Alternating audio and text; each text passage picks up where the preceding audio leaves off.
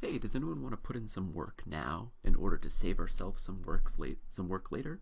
Well, let's do that today. So let's go through and derive what's called the continuity equation, or aka fully micro conservation of mass. So what we're going to talk about today, fully micro conservation of mass. We're going to end up with a differential equation, and it's going to be one differential equation to rule them all. One differential equation that essentially could apply to any flow. So we're basically going to get this differential equation. We're going to derive this fully micro conservation of mass, and we're going to get one differential equation that describes conservation of mass that could be used to describe literally any flow.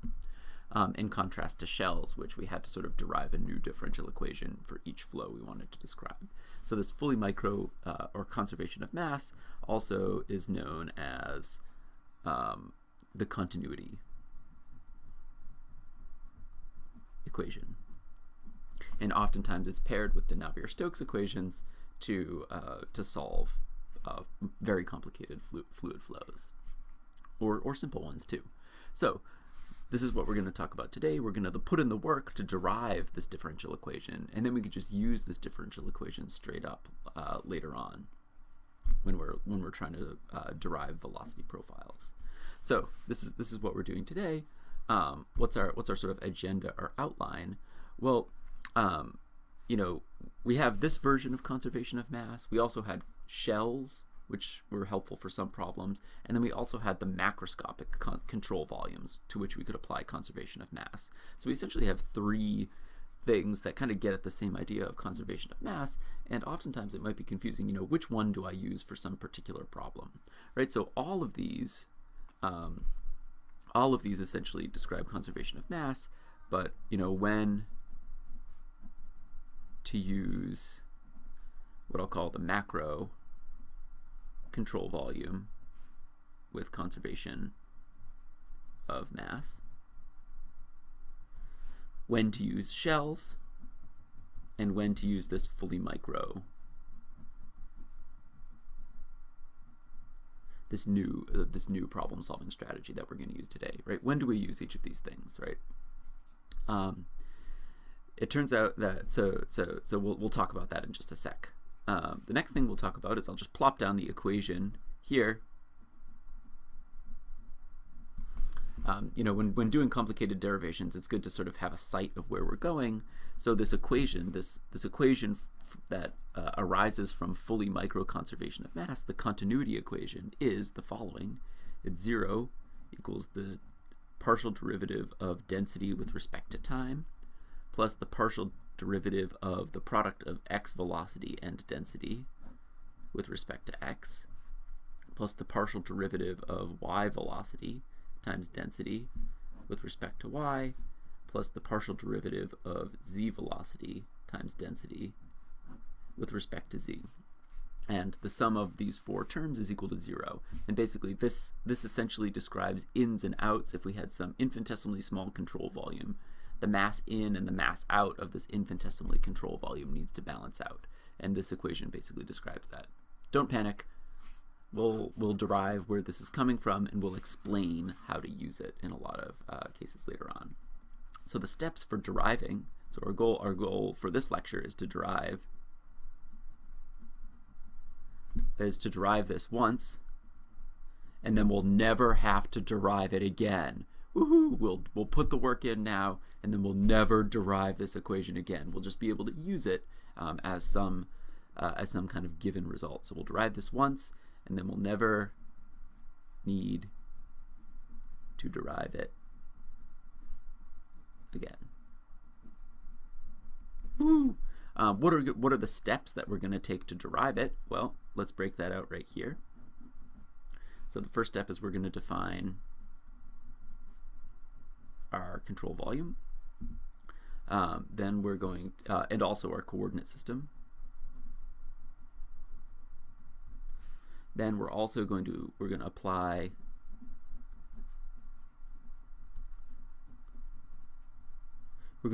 conservation of mass to that control volume that we apply. Then we're going to deal with the left-hand side of the equation, which is the accumulation, aka unsteady term. Then we'll deal with the right-hand side, which is our momentum, or sorry, our mass, ins minus outs. And once we sort of deal with this, we'll then need to pull a trick similar to what we did for shells. We'll divide the equation by the shell volume, and we'll take limits as our delta dimensions go to 0. And this will make, hang tight for a minute. I'm talking about delta dimensions before I've even described what they are, but this is a process similar to what we did for shells. Only this will sort of be a shell that could work for any flow. So we'll divide by control volume and take limits, and then that will give us this result right here. So basically, this will be the process by which we derive this conservation of mass, aka continuity equation that could apply for any flow. Then we'll basically look to see, hey, is there some simplification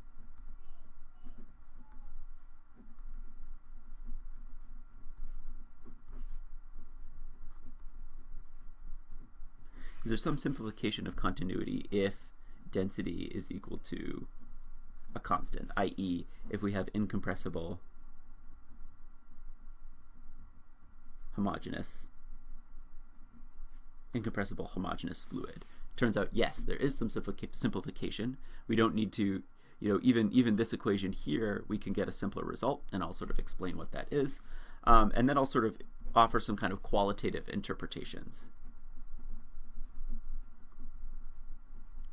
of what this simplified version of continuity means. I'll sort of describe qualitatively, what these various terms mean, so you can sort of understand, like, physically, what is this, what is this, what is this.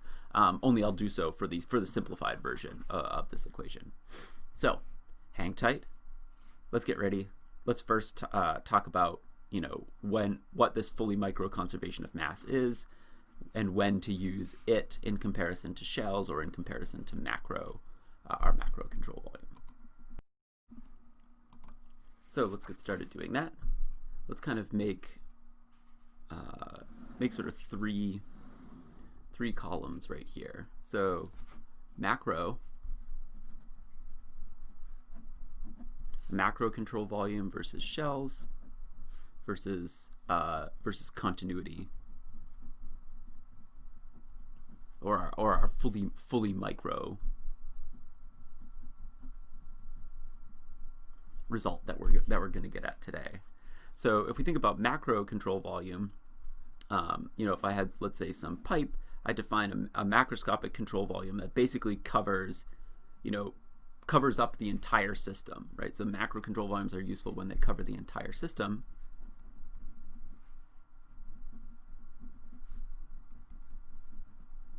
So our control volume covers the whole system, and it's useful. And all of the dimensions are macro, right? So if I have some like R and some like length of the tube, I don't have any delta dimensions in my control volume here, so all are macro, right? Like the whole length of the tube. I'm not dividing up this tube into infinitesimal bits, so all of my dimensions are macro.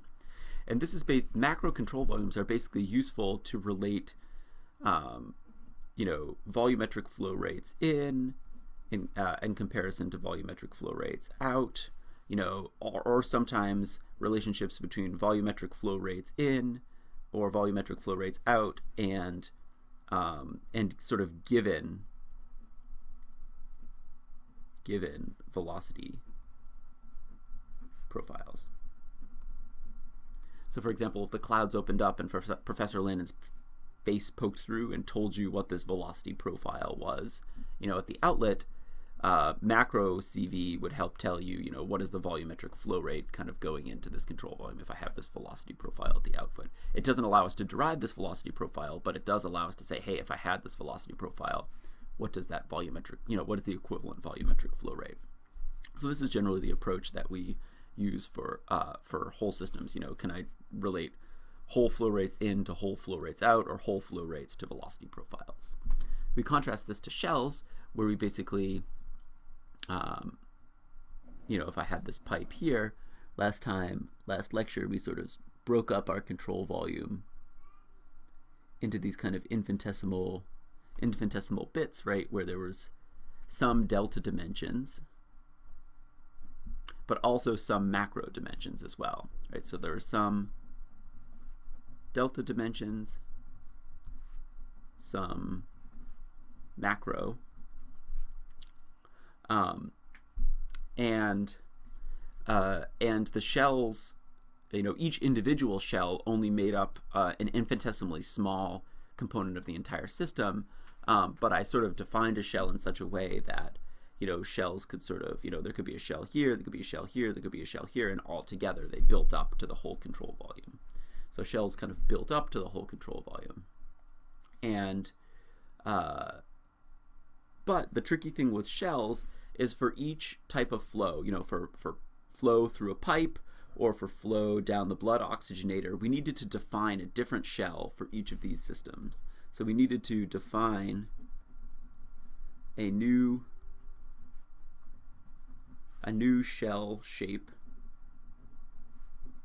for each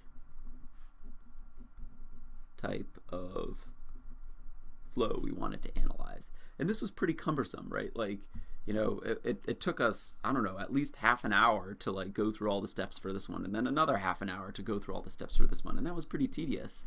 But what did shells enable us to do? Yes, there was a tedious process. Yes, it was problem specific, and we needed to do a whole lot of new work for each problem. But we yielded a differential equation. Once we defined the shell and applied conservation of mass and conservation of momentum to it, this yielded a differential equation, which we then solved to derive a velocity profile. Right, so no longer do we need to be given these velocity profiles. Shells allow us to derive a velocity profile. For continuity, we're going to go with this fully micro approach, where instead of having some macro dimensions, for example, like the width of the blood oxygenator for our shell, continuity basically says, hey, what if I made a fully micro control volume where essentially all of our dimensions were delta?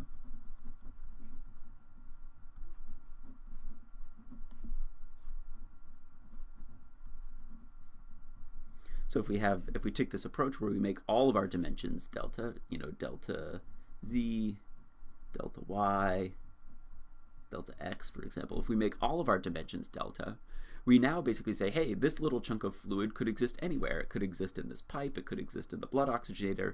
This little fully micro control volume, we could fill up any shape, any flow with a bunch of control volumes that look like this. So what's the deal? All our dimensions are delta dimensions. This essentially works for any flow, and when we do this, we can basically get one differential equation. This differential equation that we have right here, we can get one differential equation works for any flow. We'll get one differential equation that works for any flow. So the control volume works for any flow, so we're going to get one differential equation that works for any flow. And this is still useful in deriving velocity profiles.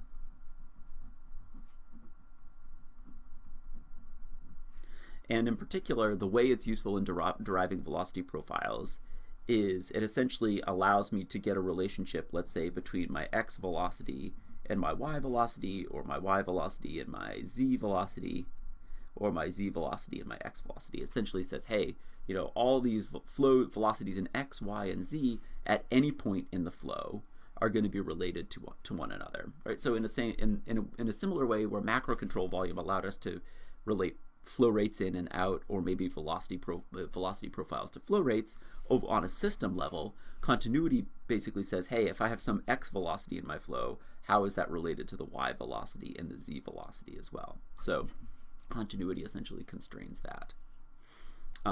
So this is useful in deriving velocity profiles. So basically, shells and continuity, there are a lot of problems where if you're like, hey, I want to derive a velocity profile, there are many problems where you could use either of these equally well, and it would, sort of be at your discretion which one you think might be easier, less work to get to some result. So, but it's useful to at least bear mention of both problem-solving strategies, because you might encounter them in your future in fluid mechanics. So, thus concludes our discussion of when we might want to use macro CVs, when we might want to use shells, when we might want to go fully micro. Now let's go ahead and let's see how we can derive this equation by following the steps here.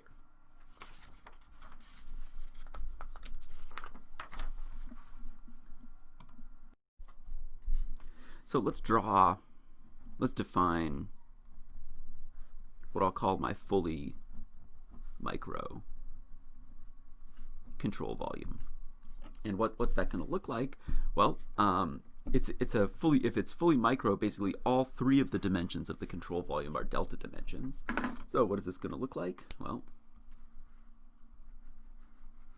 it's basically going to look like a cube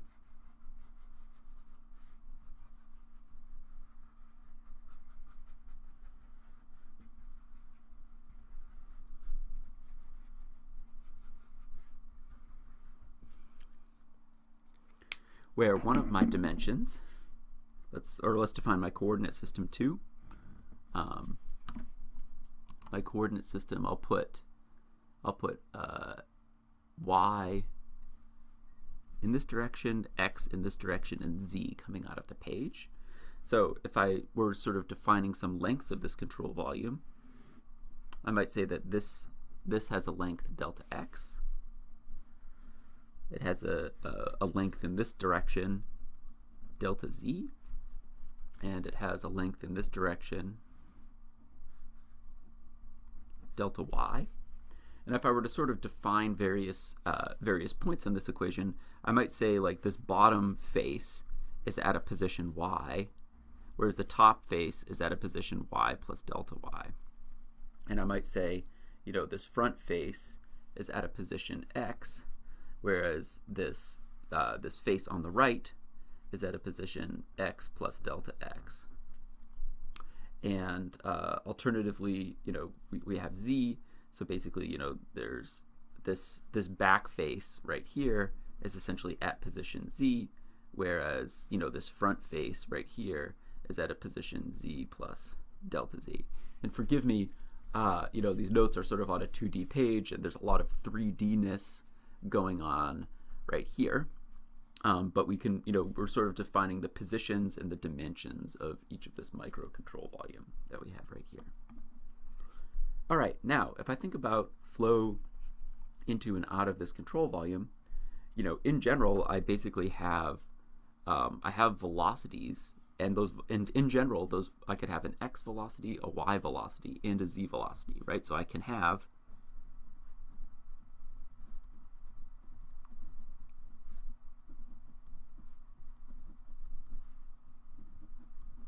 So in general, I could have a non-zero Vx, Vy, and Vz. And we could contrast this to, to the shells problem that we were trying to talk about earlier. When we were talking about shells, we oftentimes needed to basically have one non-zero velocity term. For example, like for the blood oxygenator, Vx was not equal to 0, but Vy and Vz were both 0. For the blood oxygenator problem, and then for the flow through a pipe, we had Vz equals Vz non-zero, but Vr and V theta were 0, right? So shells, we kind of, in order to really make much progress with shells at all, we basically needed to assume one of our velocities was non-zero, but the other ones were zero. This fully micro CV approach, we can have, multiple non-zero velocities, right? So hypothetically, we could have a Vx, a Vy, and a Vz that are all non-zero. And for now, we can even allow for non-uniform density. So we could basically have a case where maybe we have some dense fluid, in one part of the flow and some less dense fluid in another part of the flow. This fully micro approach will even allow for non-uniform density in this situation here. So, we're basically developing a tool that is a lot more general than the particular shells approach that we would need to take for one particular problem. So let's proceed with thinking about x, y, and z velocities and non-uniform density and how they impact conservation of mass for this control volume right here. So we're going to apply conservation of mass to this control volume right here. Let's do it. Let's put it down. So I'm going to have d dt of an integral over the volume of rho times dv.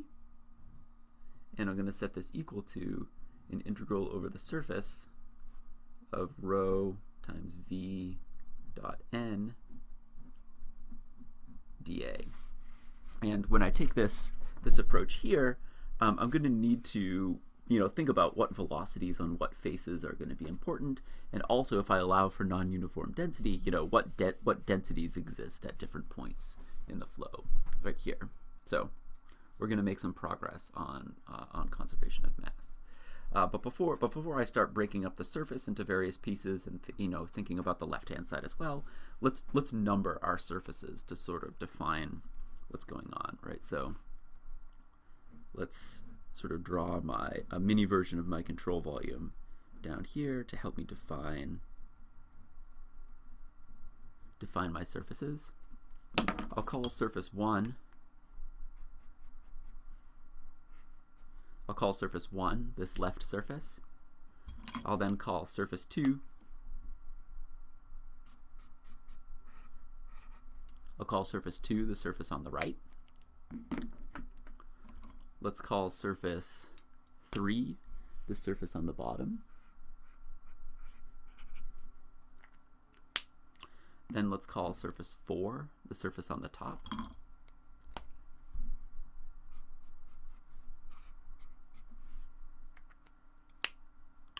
We'll call surface 5 the rear surface.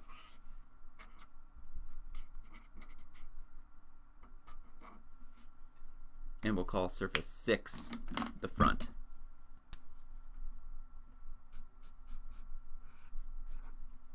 So, forgive the issues with 3D-ness right here, but we're defining basically our 6 surfaces because we're basically going to break up this integral over the surface into the 6 parts in the same way that we would break up any control volume problem where we're looking at the ins and outs through the surface. All right. So here we have it. Those are the 6 parts of our surface. So we've defined our control volume. We're applying conservation of mass. Now let's deal with the right-hand side first, with the left-hand side first, and then we'll deal with the right-hand side. So for the left-hand side, what does that look like? Well, we have this thing right here. If I shrink my control volume to be arbitrarily small, right? If I take this chunk and make it calculously small in terms of delta x, delta y, and delta z, if I make it calculously small, for the purposes of analyzing this part, for integrating over the volume, if I make my control volume arbitrarily small, then I can neglect the fact that density varies over the surface. And I'm going to do something kind of confusing. For some parts of this derivation, I'm going to neglect the variation in density, but for some parts of the surface, I'm going to not neglect it. And the choice of when we do one and when we do the other is actually kind of subtle and difficult mathematically. So you'll just kind of need to bear with me on this.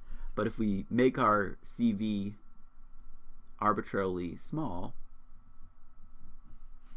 then without really any assumptions at all, I can pull density out of this volume integral.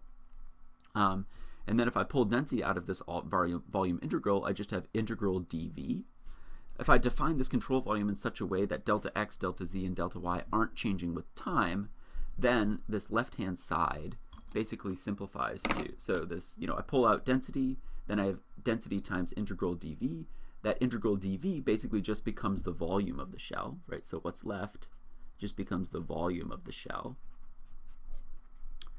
And that volume of the shell would basically be delta x, delta y, delta z. So what does this whole left-hand side become?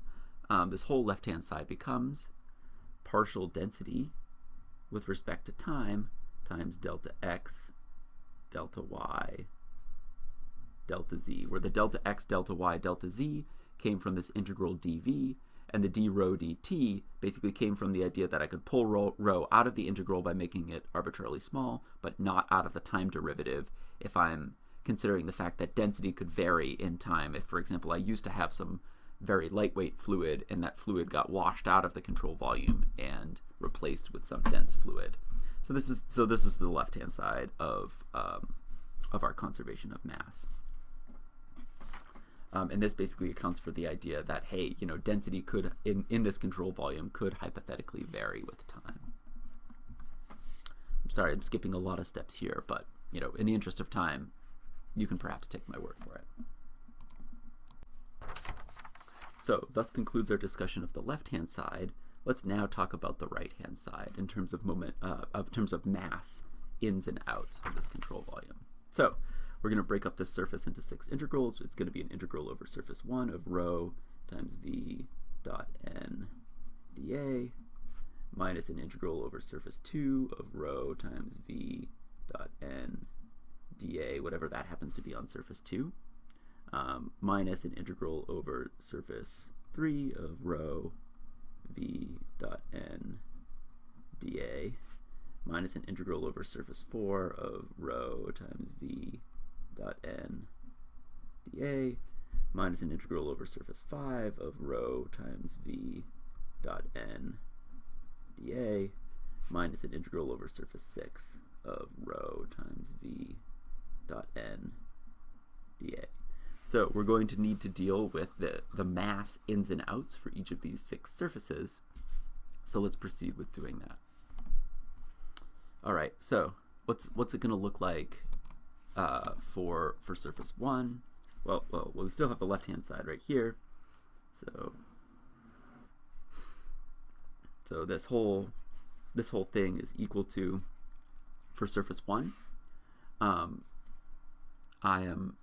I'm going to pull the trick where, and again, this is a little bit messy, but I'm going to say, hey, I could make delta y and delta z arbitrarily small without making delta x arbitrarily small for surface 1. And if I did that, then I would have my density and my velocity at this surface. And if I made delta y and delta z arbitrarily small, I could neglect variations of density and velocity at this surface, but still have those two quantities at this surface be different from this surface. So what does that look like? I might say, hey, into surface 1, I'm going to have some Vx at position x, and then out of surface 2, I'm going to have Vx at x plus delta x right here. And so I could have some velocity in, some velocity out, and acknowledging the idea that the x velocity in could be different from the x velocity out if the fluid is, for example, like coming in and steering into a new direction. Those two velocities could be different from one another. I also could acknowledge the idea that density might be different at these two surfaces, right? So right here, I might say, hey, on surface 1, I have some density at position x, and then at surface 2, I have some density at position x plus delta x.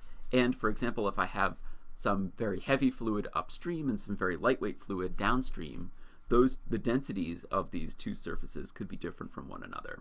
So if I'm considering conservation of mass, the mass in this control volume could, there could be changes for the ins and outs of this mass control volume if the velocities are different or if the densities are different. Kind of both of those factors could play into ins and outs for this control volume being different. So for surface 1, my density is at position x. So this is rho at x. And then my v dot n dA, or my v dot n for surface 1 is going to be minus vx at x. Why? Because basically my n points this way, points to the left, points outward on surface 1, but vx is to the right for surface 1. So their dot product is negative. So, and if I pull the trick where I assume delta z and delta y can be arbitrarily small without making delta x quite as arbitrarily small, then I can assume that these, with respect to surface 1, are constants that can be pulled out of the integral. Then I'm left with just integral of 1 dA, and an integral dA is the area of this surface, the area of that surface. So the area of this surface right here would just be delta y times delta z. So this whole, for term 1, this whole thing ends up becoming, well, I have this minus sign right front, so I have minus rho at x times minus vx at x times delta y, delta z being the area of this upstream face. So there I have it. And this is basically what I get for surface 1, for conservation of mass on surface 1. 1 down, 5 to go. Let's go for it. Take a moment now, pause and ponder. What is it going to be? What are we going to get for this integral for surface 2? So pause and ponder. Pause and ponder what we're going to get for surface 2. So I have this minus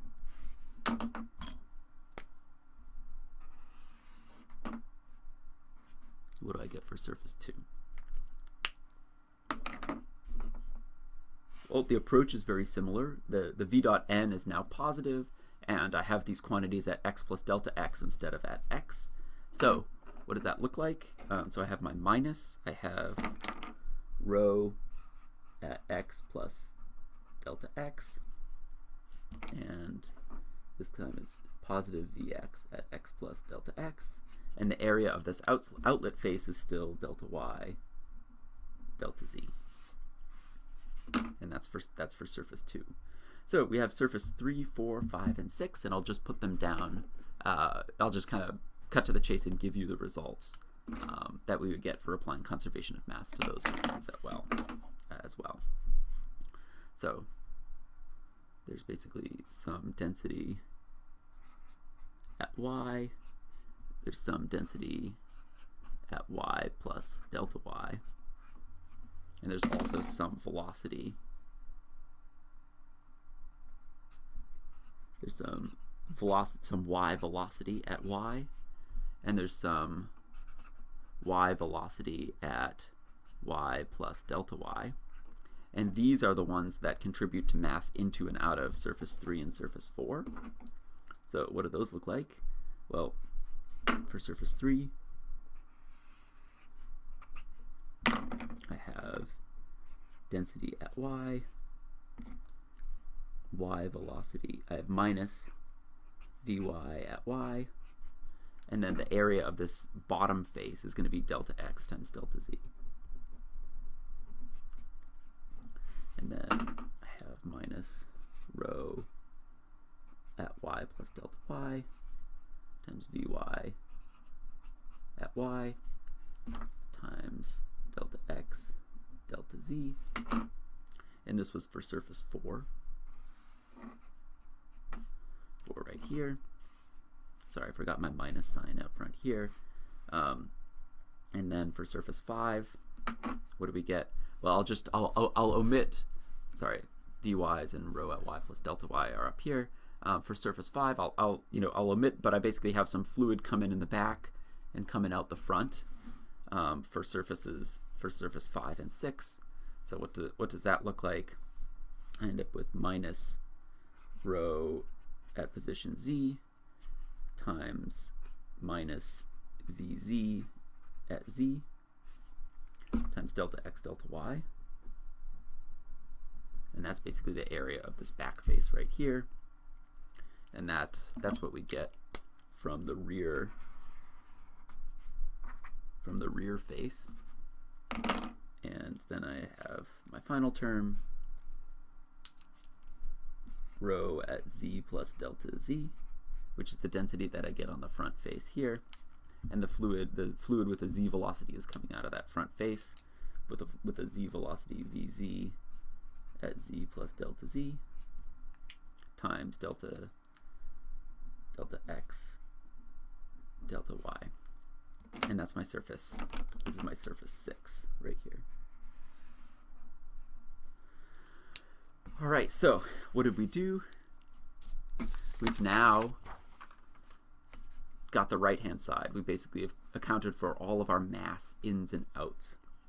So what's the next step? We'll divide by shell volume, and then we'll take limits as these deltas go to 0. So let's go ahead and do that. So I had this was on the left-hand side. All of these terms are on the right-hand side. So what do I get if I divide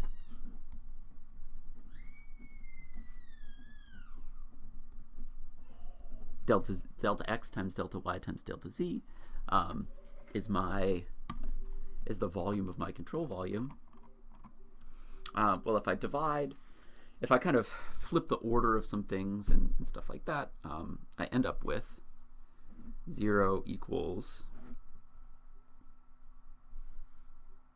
and if I guess I can bring 0 equals d rho dt. I can kind of, all of these have negatives, and I can kind of bring them to one side. So let's just kind of collect everything on the right-hand side of the equation. So I can bring this over to the right-hand side and then multiply everything by -1.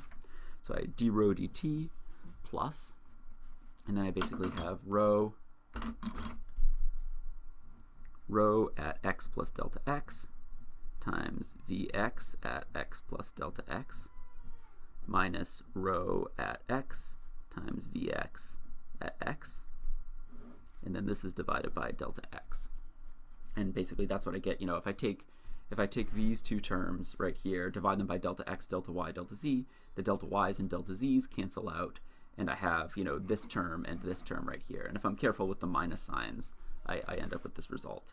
I get similar terms for the y and z. So I basically have rho at y plus delta y times vy at y plus delta y minus rho at y times vy at y, and this is divided by delta y, and then I get a similar looking term for z. So what does that look like? I get rho at z plus delta z times vz at z plus delta z minus rho at z times vz at z, and that over delta z as well. So this is what I get when I take this as my right-hand side, this is my left-hand side, kind of bring this over, do some rearranging, properly account for negatives, and then divide everything by the shell volume. So I get this result here.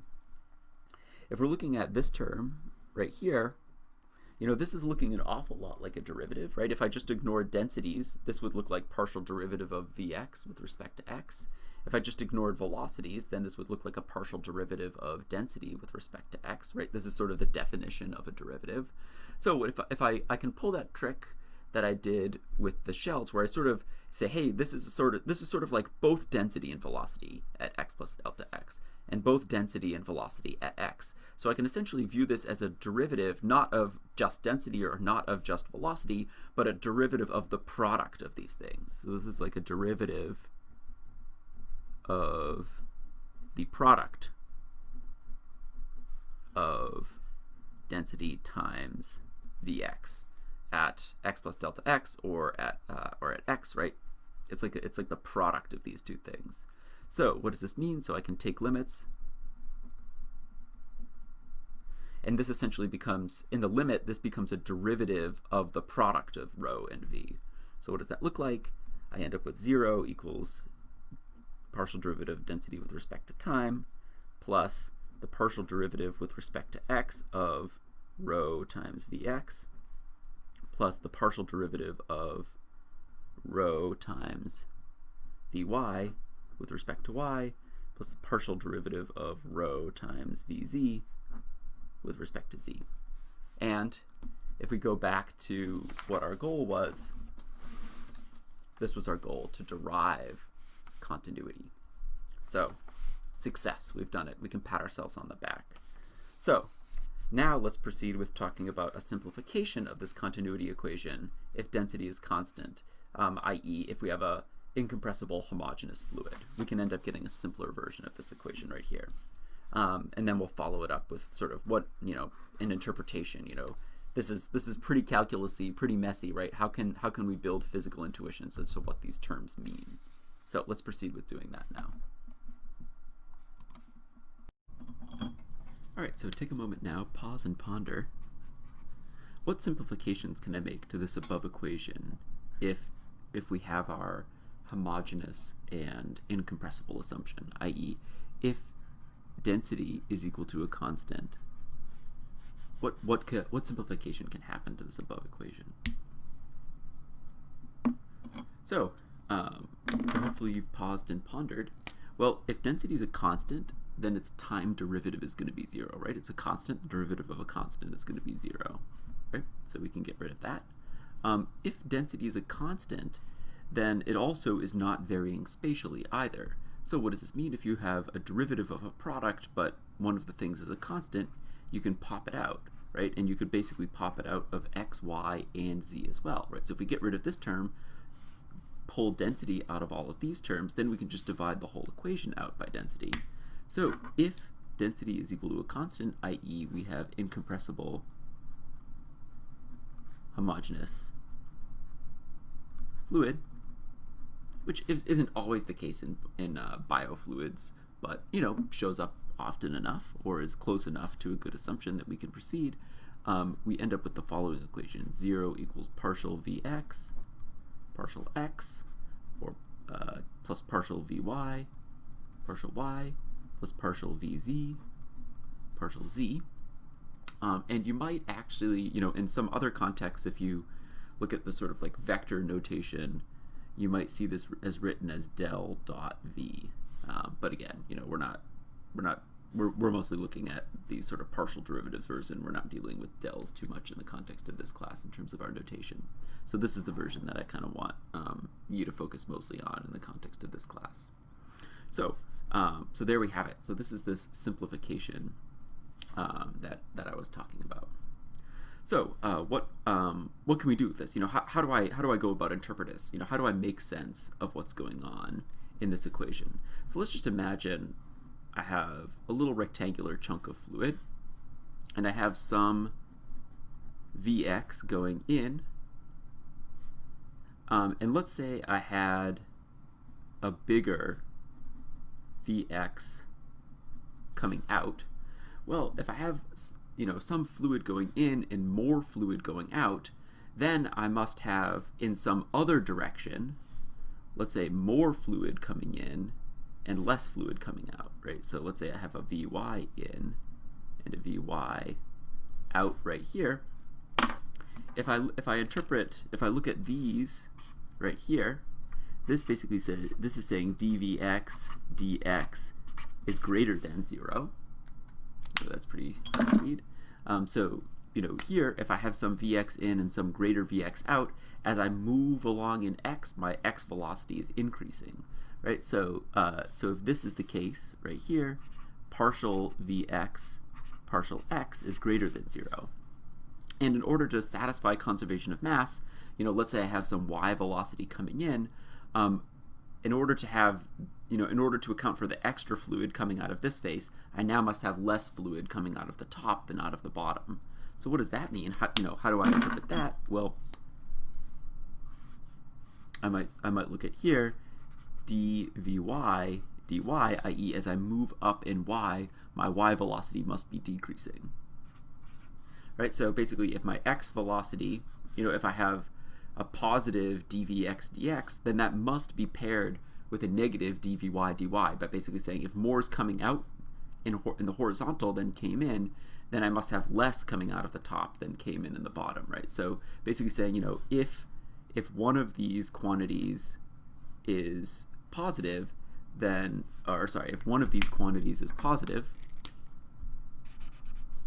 then the other, then one or more of the others must be negative to compensate it, because the sum of all of these partial derivatives must be 0. And that's basically saying that, if I have more coming out of one side than the other, then that means I must have less coming out of one other side than what came into that side. And that's basically reflected in these partial derivatives by describing how velocities change as you move along the position that velocity is going in. All right, so where does that leave us? Well, thus concludes our discussion of the continuity equation. I hope you enjoyed and found some value in this video. Good luck with your study of fluid mechanics. Thanks.